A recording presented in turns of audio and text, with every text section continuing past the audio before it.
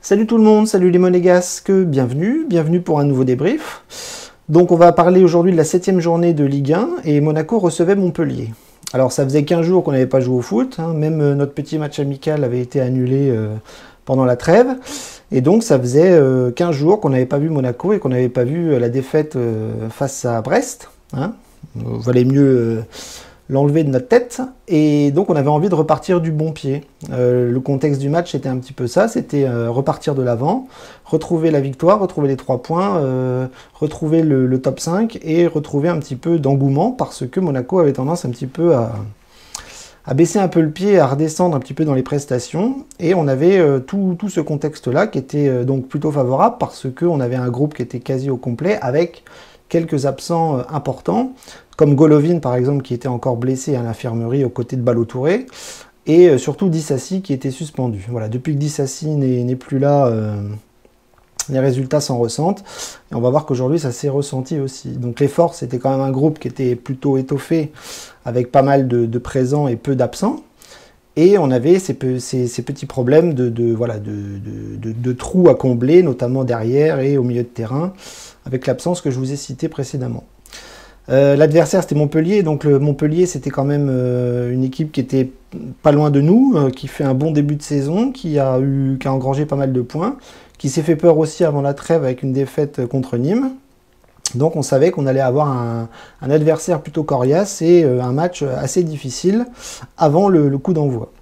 Donc au moment du coup d'envoi, on a eu l'équipe, on a eu des petites surprises par-ci par-là. Caio Henrique était enfin dans le groupe mais n'était pas titulaire. Donc on retrouvait le 4-3-3 classique de Kovac avec Lecomte dans les buts, Sidibé qui se retrouvait à gauche parce qu'il n'y avait pas d'autre arrière-gauche disponible. Il y avait donc Aguilar à droite, Matsima qui reprenait la place de Disasi avec Badiachil derrière, milieu de terrain à 3, Diop, Fofana qui sortait avec Tchouaméni qui rentrait, et c'était Florentino Luis qui était en 6 avec devant Volland, Gelson Martins et Ben Yedder, donc pas de surprise. Voilà, donc on va analyser maintenant un petit peu le match et il y a des choses à dire. Et ben on a fait 1-1, voilà, on a fait match nul. C'est un résultat qui n'est pas bon, pour moi 2 points de perdus aujourd'hui, on était à domicile. On va voir que Montpellier a joué à 10 contre 11. On avait absolument tous les feux qui étaient ouverts pendant la rencontre pour gagner largement et on n'a pas réussi. En fait, on a un petit peu retombé dans nos travers j'ai envie de dire, de début de saison, oui, et puis des saisons passées. Donc que ce soit Moreno, que ce soit Jardim ou que ce soit Kovac, ben on s'aperçoit qu'on reproduit les mêmes problématiques, les mêmes erreurs, les mêmes défauts, les mêmes prestations et le même type de match que nous, supporters, on déteste. C'est-à-dire que on fait des erreurs défensives qui nous coûtent très cher, on n'est pas sérieux offensivement, on ronronne, on a tendance à marcher sur le terrain et accélérer quand il est trop tard. Et donc on se retrouve avec des matchs qui nous restent à travers la gorge parce qu'on n'arrive pas à les gagner, alors que tout est fait pour que ce soit victorieux. On n'y arrive pas, et aujourd'hui ça a été ça. Donc le match a été pendant la première mi-temps extrêmement facile pour nous. On a plutôt dominé le match, on avait le ballon, on attaquait, on a même poussé à la faute les Montpelliérains qui se sont retrouvés à 10. Savanier s'est fait expulser, et donc on avait absolument tout pour arriver à la mi-temps tranquillement. Donc de bol, on n'a pas marqué. Donc on s'est aperçu en première mi-temps qu'on avait quand même cette difficulté à se procurer des occasions franches. C'est-à-dire que ça avait le ballon, ça tournait, ça revenait derrière, mais alors dès qu'on arrivait offensivement pas loin de la cage du gardien montpelliérain, on n'arrivait à rien. C'est-à-dire des frappes ratées, des frappes sur le gardien, des centres en touche, des centres qui n'arrivaient jamais, enfin bref, un manque d'efficacité offensive exactement comme à Brest il y a 2 semaines. Et on se retrouve à la mi-temps à 0-0 alors qu'on a tout pour réussir. Donc là, on se dit, nous, en tant que supporters, attention, si on continue à jouer à la baballe et à ne pas réussir à planter un but ou à faire mal à l'adversaire, on va tourner autour et on va jouer 2 jours, 3 jours, 4 jours, 5 jours sans marquer un but. Et donc ça, c'était la crainte à la reprise de la deuxième mi-temps. Et en deuxième mi-temps, qu'est-ce qui s'est passé?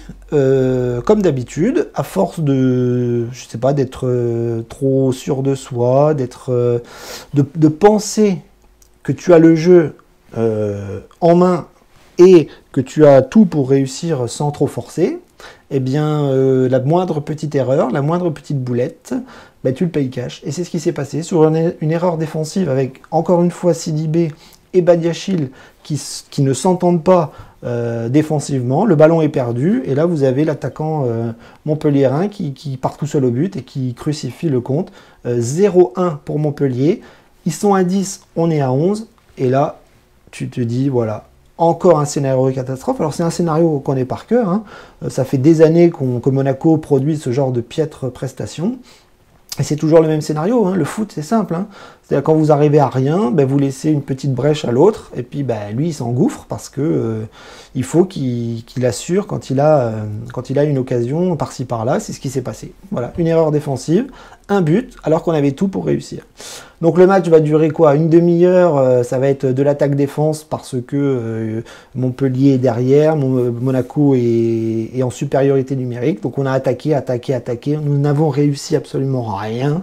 Kovac a fait rentrer tous les attaquants, ça n'a servi à rien. On a eu des occasions qu'on a mis à côté, sur le gardien, en touche, en 6 mètres. Enfin, on a tout foiré. On a juste eu la chance d'avoir un penalty sur une faute sur Gelson Martins qui a été transformé par Ben Yedder. Voilà, on fait 1-1. Mais pour le reste, ça a été lamentable. C'est-à-dire inefficacité offensive totale, une erreur défensive comme on en fait d'habitude. Et du coup, ça montre et ça prouve qu'on n'est pas capable de gagner des matchs faciles quand on arrive à se les rendre faciles parce qu'on avait quand même toutes les cartes en main pour réussir. On s'est planté. Voilà, donc c'est un résultat catastrophique.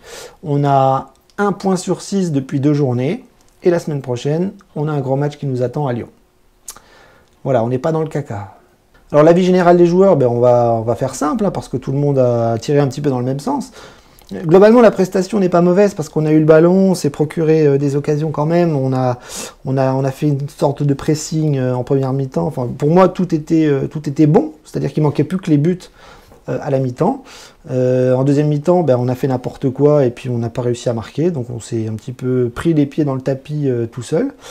Mais globalement, la prestation des joueurs va être un petit peu tous les mêmes, c'est-à-dire ça va être un petit peu tous les mêmes parce que la prestation collective est mauvaise. Benjamin Lecomte qui se prend un but encore assez facile, enfin je veux dire, dès qu'il y a un face-à-face, il n'arrive pas à remporter son duel. Là, je ne sais pas s'il pouvait faire grand-chose, mais il y a quand même Badiachil qui essaye de couvrir l'attaquant et Lecomte qui sort mal et qui se prend une fusée sur son côté droit. Voilà. Donc moi, quand Lecomte prend un but, ben, ça me donne une prestation globale qui n'est pas bonne. Et puis après, pour le reste, il n'a pas eu grand-chose à faire, hein. Il n'a pas eu grand-chose à faire puisque tout s'est passé du côté de Montpellier, qui a passé son temps à défendre et à bien défendre parce qu'ils auraient réussi à ramener un point. Donc voilà, une prestation de Lecomte qui n'est pas terrible puisqu'il se prend un but qu'il aurait peut-être pu arrêter, encore une fois. Défensivement, Sidibé, ça a été une catastrophe. Moi, je ne supporte pas Sidibé. Déjà, j'ai du mal à le supporter côté droit, alors côté gauche, pour moi, c'est un bricolage qui ne fonctionne pas. Caillou est rentré en deuxième mi-temps, je pense que c'est pas pour rien. Il risque de s'installer sur le côté gauche quand il aura la forme. Et Ballo-Touré est blessé pour pas mal de semaines, donc on va pas le voir. Et je pense que Caillou n'est peut-être pas meilleur que Sidibé, mais en tout cas, il a un profil qui est beaucoup plus adapté au système que Kovac veut mettre en place et qui sera beaucoup plus à l'aise sur son pied gauche pour arriver à combiner avec ses attaquants, ses milieux de terrain. Et on a vu en plus que Caillou, dans cette rencontre, était assez offensif. Et je pense que c'est ce que veut Kovac. Donc Sidibé, pas bon. Aguilar, très bon, mais très stérile aussi dans la réussite, dans les performances offensives. C'est-à-dire que là, très peu de ballons sont bien arrivés. Il a très peu fait la différence dans la surface parce qu'il monte beaucoup. Donc du coup, il est un petit peu tombé sur le mur montpelliérain, donc ça a été compliqué. Mais pour l'activité, c'est toujours très bien.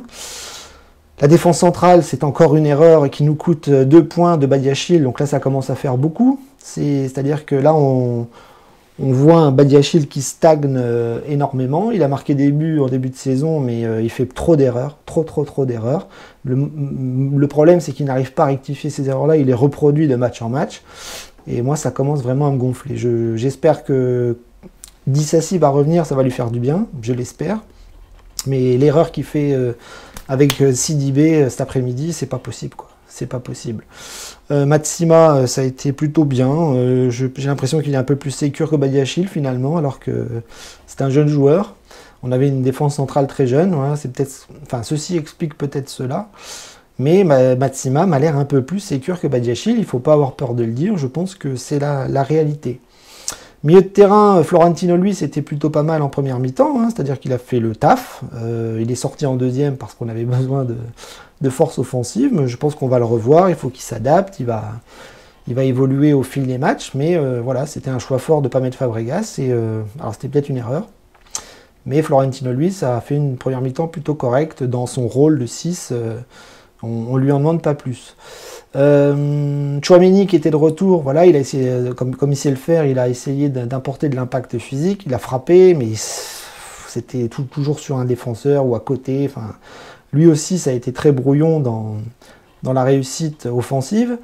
Côté gauche, Diop alors Diop, j'ai trouvé qu'il a eu du mal en première mi-temps. Il a raté 2-3 passes, il a raté même un coup franc, il a eu du mal à se mettre dedans, donc un petit peu en dessous par rapport à d'habitude.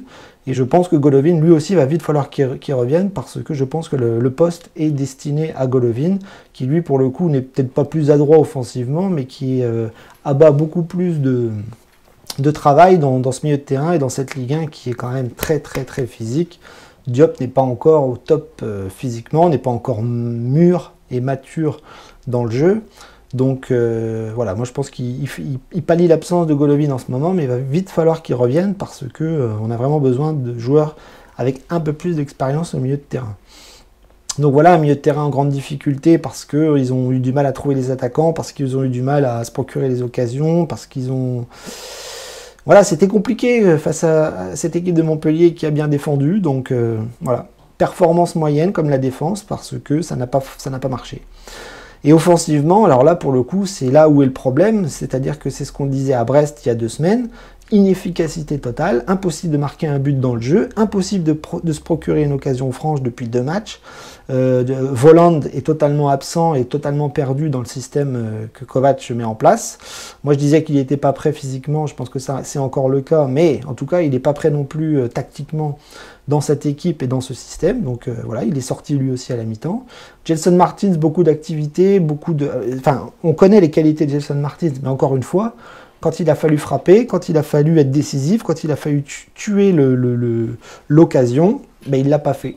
Voilà. Donc ça, c'est un vrai problème. Si vous avez 2 ailiers qui ne sont pas efficaces, ça ne peut pas marcher.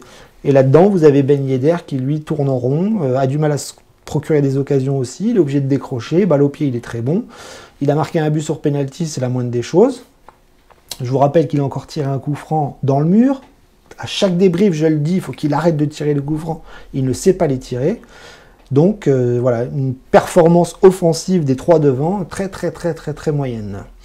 Et après, les remplaçants sont tous rentrés. Voilà, on a vu Caio Henrique, je suis content de l'avoir vu. Goebbels a fait n'importe quoi. Pellegrini, j'avais besoin de le voir parce que dans ce genre de match, je pense que ça peut nous faire le bien. Il s'est créé des occasions, il les a pas mis non plus, mais il a pris des ballons de la tête, il s'est imposé physiquement. Moi, je pense que quand vous avez une équipe à Monaco, au Louis II, qui vient défendre et qui met le bus, il faut des joueurs comme Pellegrini. Ben Yedder est petit, Voland est assez petit, Gelson Martins, c'est un dribbleur qui n'est pas très imposant physiquement, et un Pellegrini, lui, c'est un mec qui est grand, qui est physique, qui va mettre des coups, qui va aller chercher le ballon de la tête, qui va mettre le pied, qui va pas avoir peur de faire des fautes, enfin bref, qui va secouer les défenseurs. Donc s'il est en forme, il faut vraiment qu'on le voit plus, et je pense que Kovac va vite s'en rendre compte. Jovetic est rentré pour apporter un peu plus de technique balle au pied, lui aussi a raté, lui aussi a frappé sur le gardien, lui aussi n'a pas amené de centre décisif ou de but. Donc c'est pas bon. C'est pas bon, les changements n'ont pas été bons, l'équipe de mise en place au début n'a pas été bonne, à 10 contre 11 on n'est pas capable de tuer le match. Allez, après l'égalisation, on n'a pas réussi non plus. Enfin bref, c'est une performance qui est très mauvaise et ça fait très très mal aux fesses de le dire parce que Monaco régresse. Monaco chute au classement, ça c'est une évidence parce qu'on prend plus de points. Et la semaine prochaine, on a un match très difficile à Lyon qui risque encore de nous coûter des points si on ne montre pas un autre visage. Voilà. Eh bien, le bilan n'est pas bon. Le bilan n'est pas bon. Ça fait 2 matchs qu'on fait n'importe quoi. On prend pas de points. Au classement, on est en train de dégringoler. Il y a des équipes, elles, qui engrangent les points. Il y a Paris qui reprend tranquillement sa première place. Enfin bref, on n'est pas bien. Monaco n'est pas bien en ce moment. Monaco montre des signes d'une nouvelle saison qui redevient stressante et médiocre. Bah oui, on va pas se mentir, hein, c'est médiocre. Hein. On a pris des points en début de saison avec pas mal de chance. On a vu des scénarios de match où ça a tourné en notre faveur. Moi, contre Nantes, contre Strasbourg, contre Metz, c'était toujours très très juste. Et là, on n'y arrive plus. On n'y arrive plus. Offensivement, on ne voit plus rien. On n'a plus du tout la grinta offensive qu'on avait à l'époque des Slimani et Ben Yedder. Ça c'est un fait parce que le système de Kovac est basé sur autre chose. C'est emmerdant, c'est très emmerdant parce que je pensais que Monaco, au bout de cette journée, allait monter en puissance et c'est l'inverse qui se passe. Donc, je ne sais pas ce que ça va donner, mais si on perd contre Lyon la semaine prochaine, on va être très très mal. Très très mal. Et voilà, donc on va pas tirer de conclusion, hein, on va pas faire comme les supporters qui réfléchissent peu en disant il faut virer Kovac, il faut rappeler machin, il faut faire jouer un tel. Non, non, non, Kovac il va travailler, et, il insiste sur un système de jeu qui lui plaît beaucoup. Moi j'ai beaucoup de mal dans ce 4-3-3. Alors j'ai pas du mal avec le 4-3-3, j'ai du mal avec les joueurs qui composent le 4-3-3. Ben Yedder, Voland et Gelson Martin, je trouve que ça fonctionne pas. Je trouve que ça fonctionne pas. Donc je ne sais pas, j'ai pas les solutions miracles. Hein. On a l'effectif qu'on mérite. Hein. Il y a eu un mercato, on a gardé des joueurs, on met titulaire certains joueurs. Peut-être qu'ils ne méritent pas leur place. C'est pas moi qui décide. Mais en tout cas, ça marche plus. En tout cas, ça marche plus. Voilà, peut-être qu'on fera un exploit la semaine prochaine à Lyon. C'est la 8e journée, on va en chier. Ça va être un beau match, c'est un dimanche soir, c'est à 21h. Oui, enfin, j'espère qu'on va avoir un beau match, mais si on s'arrête à nos prestations du moment, ben, ça fait peur. Ça fait peur. Donc voilà, donc je vous laisse. Je vous dis à la semaine prochaine. Je ne sais pas si je pourrai débriefer la semaine prochaine parce que je descends à Marseille et ça va être compliqué de faire un débrief. Peut-être que je le ferai un peu plus tard je sais pas, dans 2 semaines, peut-être le mardi ou le mercredi, je sais pas, mais ça va pas être un débrief directement après le match. Voilà. Donc Daguemonegou, on se serre les coudes et puis on essaye de se remonter le moral sur les réseaux. Salut!